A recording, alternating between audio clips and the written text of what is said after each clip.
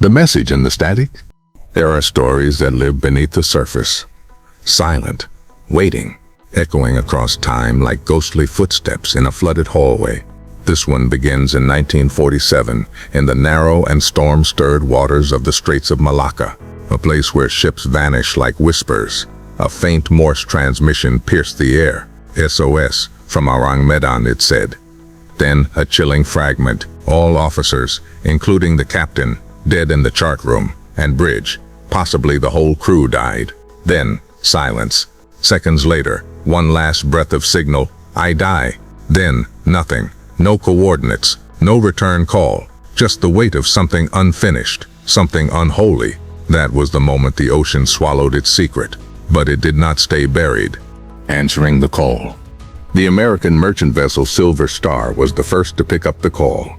Experienced sailors, hardened by war and storms, suddenly found themselves haunted by a voice with no face.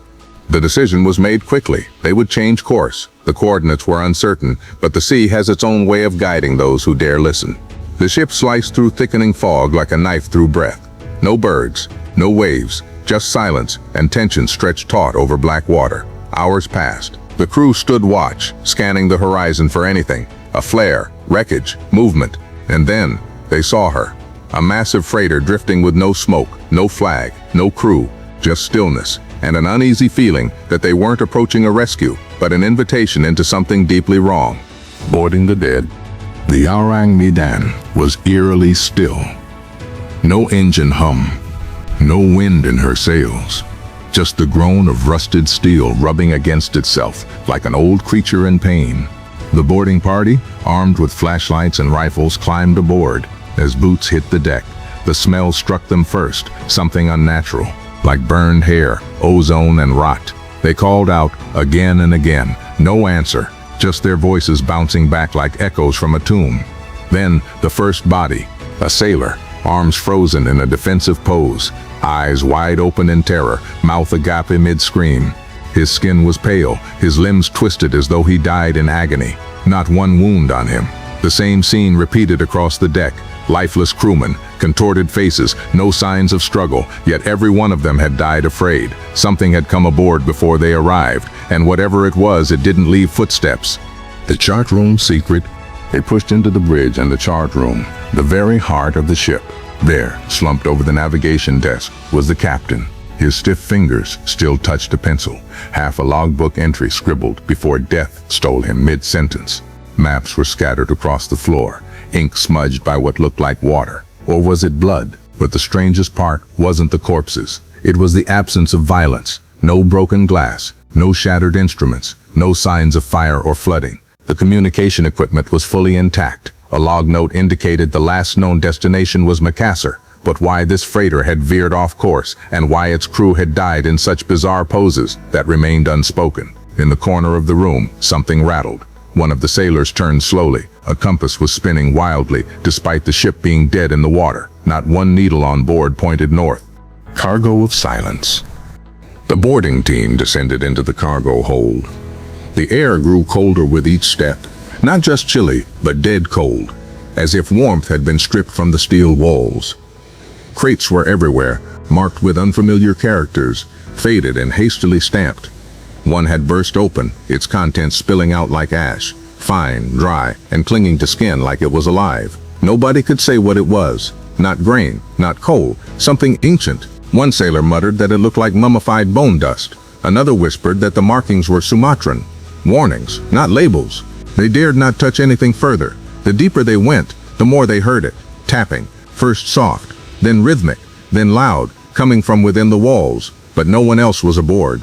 That's when they found the dog, a small terrier, long dead, its body curled in a corner, eyes wide, teeth bared. It too had died afraid. Whatever haunted this ship, even animals had sensed it. The freezer doors bleed cold. At the back of the ship, they found it, the galley freezer. A massive, bolted door sealed tight with frost that hadn't thawed, despite the sun hammering down on the decks above. As one sailor reached for the handle, his skin stuck to it, freezing instantly, and this was in the middle of the Indonesian summer.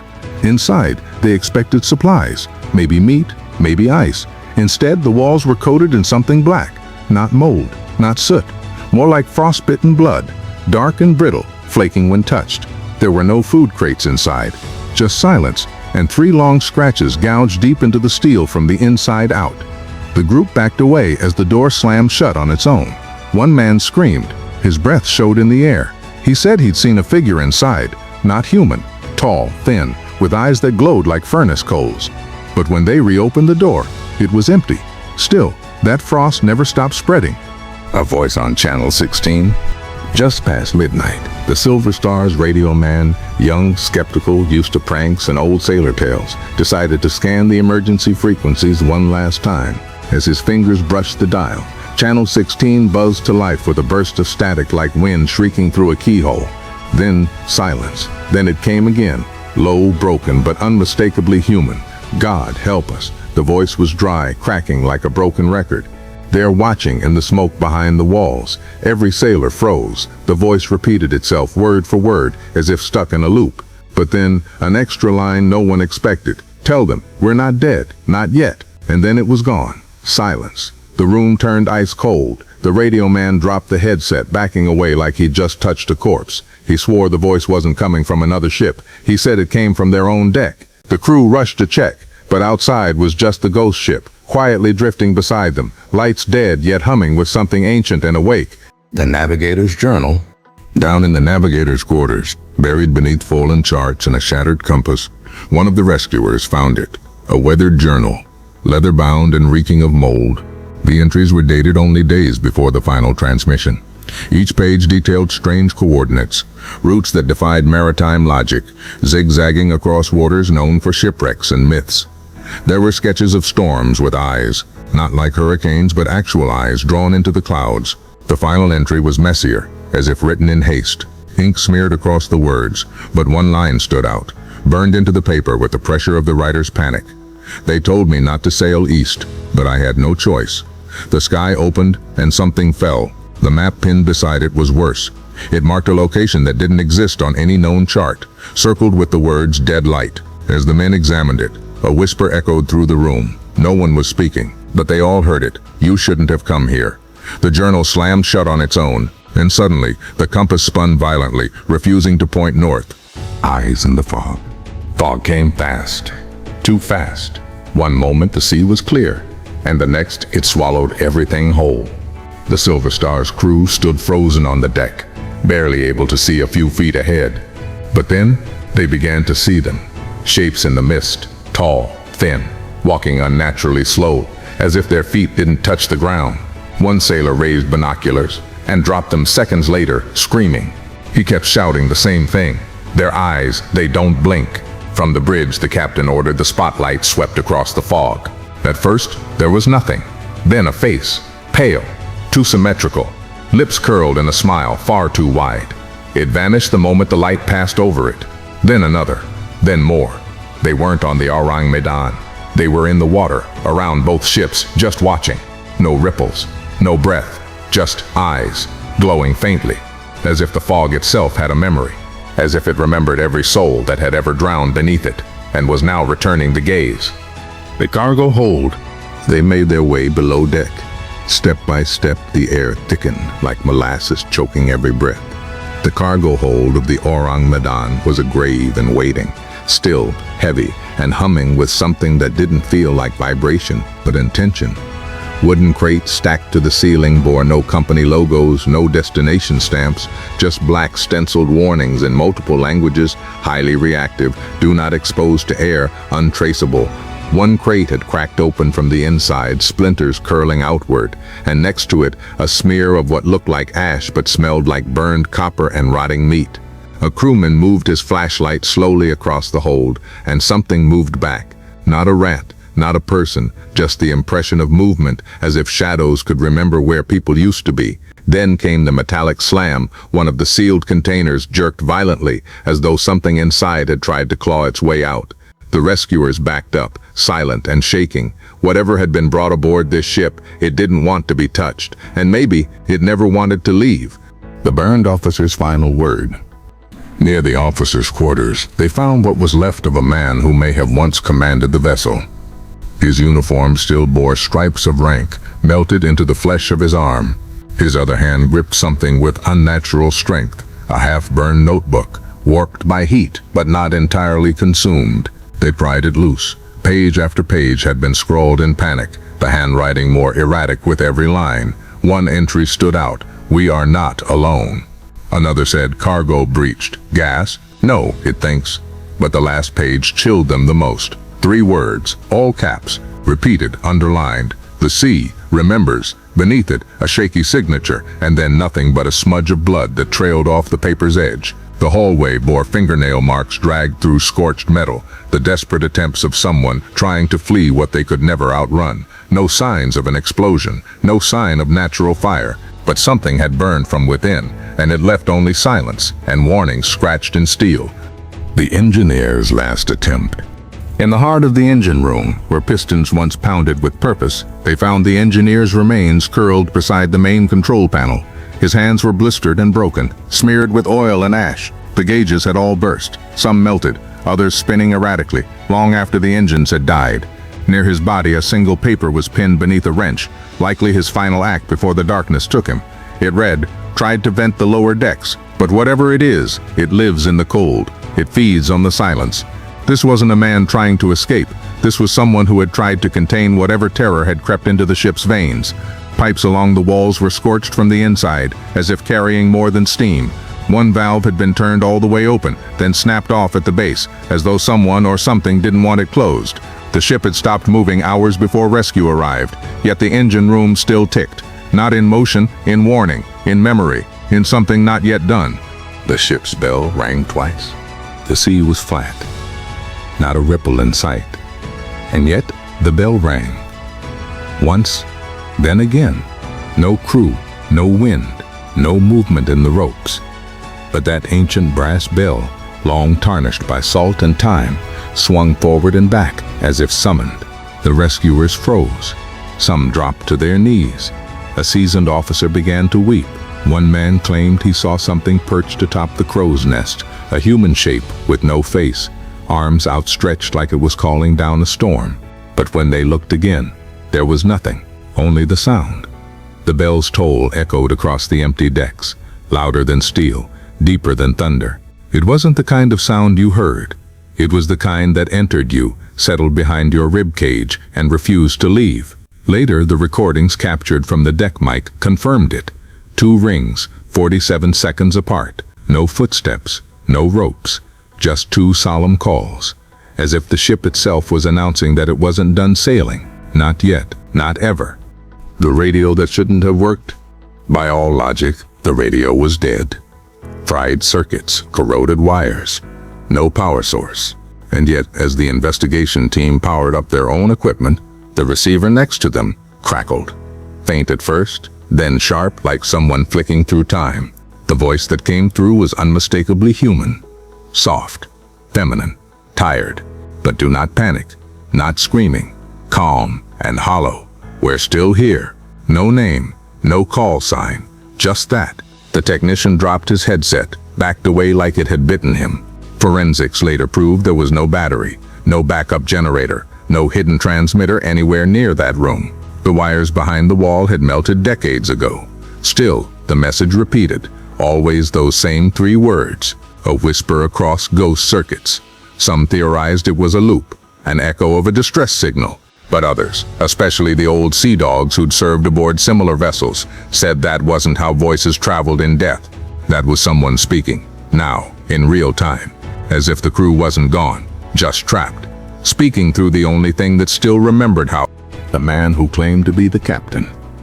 2 days after the salvage, a man walked into a port authority office in Sicily, disoriented, soaked, dressed in a naval uniform style, discontinued in 1962. He asked to speak to the harbor master, said he needed to report a deviation in his ship's log. When pressed, he gave his name, Captain Elias Wren. That name matched the original captain of the ghost vessel, but Wren had vanished in 1954, without a trace, without a body. The old man's fingerprints were never in any global database. His blood showed anomalies, markers consistent with long-term exposure to sea radiation not present since the early Cold War. He didn't resist when detained, didn't eat, I didn't sleep. All he did was whisper, "I never left her. She called me back." Surveillance cameras captured him speaking to no one, pausing as though answering orders. And then one night, the cell was found empty. The door is still locked, security untouched. Only a note on the cot, written in old maritime code, log restored. Voyage resumes at midnight. For those who believed, it was proof that the captain had returned to reclaim his ship. The cargo hold that was empty. The manifest listed the hold as empty. That was the official story. No cargo on final voyage. But when investigators finally pried open the rust-welded bay doors, they didn't find dust and rats. They found crates stacked 6 high, row after row, each one tagged in Cyrillic, bearing the old hammer and sickle. Radiation warning signs peeled from the wood. Inside were canisters, some filled with odd vials, others packed with Cold War-era tech, have long thought to be dismantled. But it was the final crate that stopped the men in hazmat suits cold. The Geiger counter didn't spike. It whined. Something inside pulsed. A green glow. Just faint enough to question, but steady. When they opened it, records show their cameras all failed at once. But the logs say this: no tech inside, just a sealed steel cylinder. On it, an engraving in Latin, ad perpetuum fugam, to eternal flight. And just beneath it, a chilling scrawl, like it had been scratched by a fingernail. She carries the storm. Whatever was inside had never been declared, never registered, and when they tried to move it off the ship, the weather changed fast. Gale winds, steel groaning. It was as if the vessel refused to let go. The lighthouse keeper's account. Far off the coast, perched on the jagged cliffs of St. Pelora's Point, stood an old lighthouse. The keeper, a war veteran named Elias Moore, kept detailed logs every night. Weather, ships, radio signals, all routine. But on a night dated November 3rd, 1982, he wrote a single word in red ink: returned.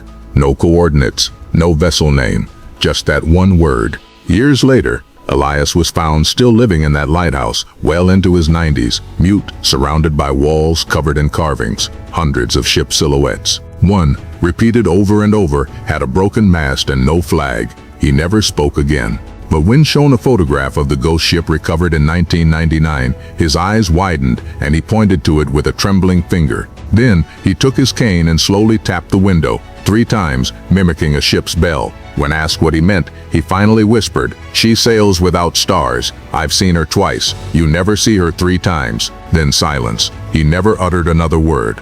2 months later, during a violent storm, his lighthouse light went out and he vanished. No signs of struggle, just an open logbook, and the word returned, written again in red. The final disappearance. The last confirmed sighting of the ghost ship occurred in the early hours of March 6, 2014. A satellite-tagged cargo vessel, Narrow's Pride, reported an unidentified ship veering too close. It appeared on radar for exactly 13 seconds, hull fractured, deck unlit, yet somehow moving against the tide. The crew scrambled topside, expecting a collision. Instead, nothing. The ocean stretched out calm and quiet. No sound, no lights. But the deckhand swore he saw figures on the bow of that ship, silhouettes unmoving, as if carved from the void. One had a hand raised, not waving, reaching. The onboard camera captured nothing but a white static smear.